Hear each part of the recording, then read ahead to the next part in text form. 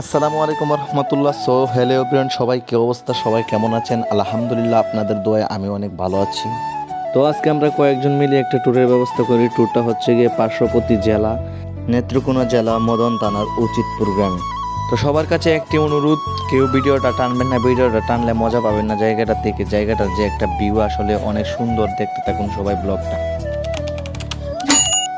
তো আমরা সবাই মিলে গাড়িতে উঠা পড়ি। গাড়িতে উঠলে আমাদের গাড়ি ছেড়ে দেয় আর আমরা সেই জায়গার উদ্দেশ্যে রওনা হয়ে যায়। আর বিজয়ের হাতে ক্যামেরাটা দিয়ে দিই সুন্দর করে ভিউগুলা নে। আর বিজয়ের হাতে ক্যামেরা দেওয়ার উদ্দেশ্য একটাই, বিজয় এগুলার শ্যুট অনেক সুন্দর করে নিতে পারে, কারণ সে অনেক পারদর্শী ক্যামেরাতে। আর আমরা দেখতে দেখতে চলে আসি ত্রিকোণার আরেকটি উপজেলা, কেন্দ্র উপজেলায়। আর উপজেলার মসজিদটা কিন্তু দেখতে পারতেছেন। আর এই মসজিদটা কিন্তু মাননীয় প্রধানমন্ত্রী শেখ হাসিনার অনুদানে করা। এটা আমার কাছে অনেক ভালো লেগেছে। আর রাস্তায় দেখা যায় ঘোড়া। তো রাস্তার বাম পাশে একটা রিসিট পরে, রিসিটটা দেখতে অনেক সুন্দর। আসলে আমরা উচিতপুর যাইতে রাস্তার পাশে একটি মাজার পরে, আর মাজারটা দেখতে অনেক সুন্দর, একটি নিরিবিলি জায়গায়। তো আমরা সবাই মিলে গাড়ি থেকে নেমে যাই, কেননা আমরা মাজারটা আজকে জিয়ারত করে যাব, কারণ আমাদের পাশে পাইছি মাজারটাকে। আসলে মাজার জিয়ারত করলে হৃদয়ে প্রশান্তি আসে, সেই জায়গা থেকে আমরা সবাই মাজার জিয়ারত করে নিই।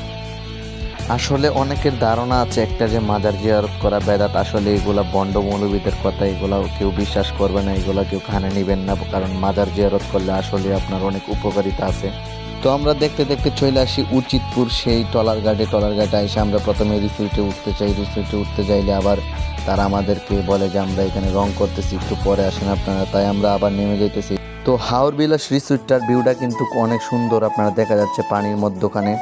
আর আমরা সবাই রিসোর্ট থেকে নেমে চলে আসি টলারঘাট আই সেই টলারে উল্টা পরি শর্টকাটে আমরা আপনাদেরকে দেখাইতে চেষ্টা করতেছি। আমরা সেই জায়গার উদ্দেশ্যে রওনা হয়ে যাই, যে জায়গায় আমরা, যে রাস্তাটার দুই পাশে হচ্ছে গিয়ে আপনার পানি আর দুই মাঝখানে দুইটা ব্রিজ। আর টলারের আগে আমি দাঁড়ায় রইলাম, বিজয় ভিডিও করতেছে। দেখতেই পারতেছেন পানির যে একটা সুন্দর একটি মনোরম পরিবেশের ভিউ।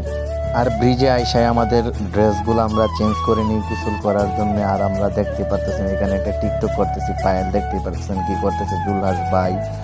আর ওদের টিকটক করা শেষ হলে আমরা একটা রেস্টুরেন্টের উদ্দেশ্যে যাই দেখি রেস্টুরেন্ট আসলে তলিয়ে গেছে। আমরা এখানে কিছু খাইতে চাইছিলাম, আসলে আমরা কিছু পাই নাই, তাই আমরা হতাশ। আর এই জায়গায় আইসা আমরা অনেক এনজয় করি, অনেক মজা করি, মাস্তি করি সবাই মিলে একসাথে। আর ব্রিজটার পাশে তো দেখতে পারতেছেন কি পরিমাণ পানি আর পানি শুধু। আর আমরা সবাই শর্টকাটে চলে আসি আবার হাওর বিলাস রেস্টুরেন্টে আইসা দেখে এখানে খাওয়ার মতন কিছুই নাই, কফি ছাড়া। আর আমরা সবাই খুবই ক্লান্ত, তারপরেও আইসা রেস্টুরেন্টের যে উপরের যে একটা ভিউ, এখান থেকে দেখা যায় পানিটার আসলে অনেক সুন্দর।